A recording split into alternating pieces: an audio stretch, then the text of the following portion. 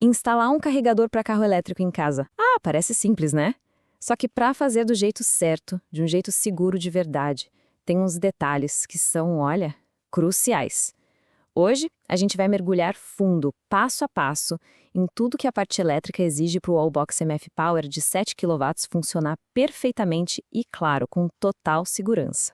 Bom, então vamos lá. Esse aqui é o nosso roteiro para garantir uma instalação impecável. A gente começa pelo conceito mais básico e mais importante de todos, que é o circuito dedicado, e depois vai destrinchando cada pecinha desse quebra-cabeça. Então, para começar, a primeira coisa que a gente precisa ter em mente é: um wallbox não é uma tomada qualquer. A alimentação dele não pode, de jeito nenhum, ser dividida com mais nada. Precisa ser um circuito exclusivo, sabe? Um caminho que sai do quadro de distribuição e vai direto para ele e só para ele. E o motivo disso é bem sério. Pensa só. Diferente de qualquer outro aparelho, o carregador fica ali, puxando uma corrente altíssima de 32 amperes, direto, sem parar, por horas a fio. Uma fiação comum de uma tomada normal simplesmente não aguenta o tranco. Ela esquentaria, poderia derreter e, no pior cenário, causar um incêndio. Por isso, a instalação tem que ser parruda. E como é que a gente constrói essa instalação parruda? O primeiro pilar são os cabos. Imagina que eles são a estrada por onde toda essa energia vai viajar. Se a estrada não for bem dimensionada, não adianta. É isso que vai garantir que tudo flua bem e, o mais importante, com segurança. E olha só que interessante essa tabela. Ela mostra uma coisa fundamental. A distância entre o quadro de luz e o carregador define a grossura do cabo. Se for pertinho, até uns 20 metros, um cabo de 6 milímetros quadrados dá conta. Agora, se a distância aumenta, chegando até 35 metros, aí já precisamos de um cabo mais grosso, de 10 milímetros quadrados. Isso é para evitar perda de energia e principalmente o superaquecimento, que é super perigoso.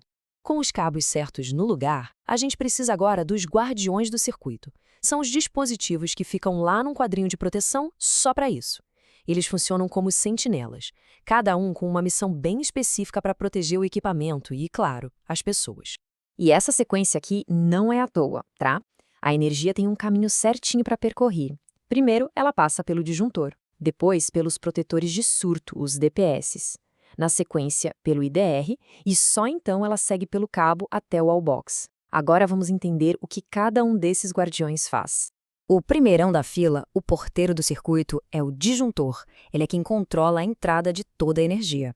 E não é qualquer disjuntor. Precisa ser um termomagnético bipolar e de curva C. Esse curva C quer dizer que ele está preparado para aguentar aquele pico de energia que acontece bem na hora que o carregamento começa, sem desarmar à toa. A função dele é simples, mas vital. Se a corrente passar do limite ou se rolar um curto-circuito, ele, ploft, desarma e corta a energia protegendo tudo. E qual é o limite? 40 amperes. Ué, mas o carregador não consome 32? Exato.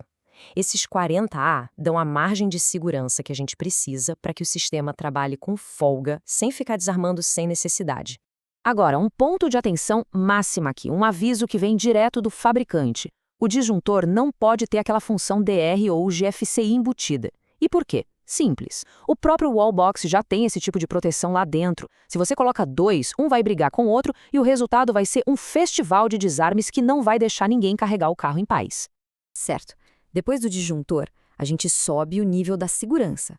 Entram em cena mais dois componentes essenciais, com funções bem diferentes: o IDR e o DPS. O IDR, esse é o anjo da guarda das pessoas. O trabalho dele é ficar monitorando o tempo todo se não tem nenhuma fuga de corrente no circuito. Sabe, aquela que acontece se alguém encosta onde não devia? Se ele detecta uma fuga mínima de 30 mA, ele desarma na hora, em uma fração de segundo, e pode literalmente salvar uma vida, evitando um choque elétrico perigoso. Já o DPS, esse é o guarda-costas do equipamento. Ele protege a eletrônica do wallbox, que é super sensível contra os surtos de tensão. Aqueles picos de energia que vêm da rua, sabe? Por causa de um raio ou de uma manobra da concessionária. O DPS funciona como um escudo, desviando essa paulada de energia para o aterramento e salvando seu aparelho. E um detalhe: para uma instalação de 220 volts bifásica, que é o padrão para esse carregador, a gente precisa de 2 DPS, um para cada fase. Assim a proteção fica completa, não importa de onde venha o surto. E por último, mas talvez o mais fundamental de todos, chegamos no alicerce de toda a instalação elétrica: O elemento que não é só para segurança, mas também é condição para tudo funcionar. O aterramento. E que fique muito claro, aterramento não é opcional, não é recomendação, é uma exigência. O Wallbox é um aparelho esperto. Antes de começar a carregar, ele faz um check-up, um autoteste, para ver se o aterramento está lá e se está funcionando direito. Se não estiver 100%, ele simplesmente se recusa a trabalhar. E o que acontece se o aterramento falhar?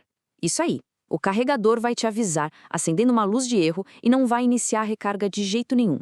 É a inteligência do sistema colocando a segurança em primeiro, segundo e terceiro lugar. Sempre.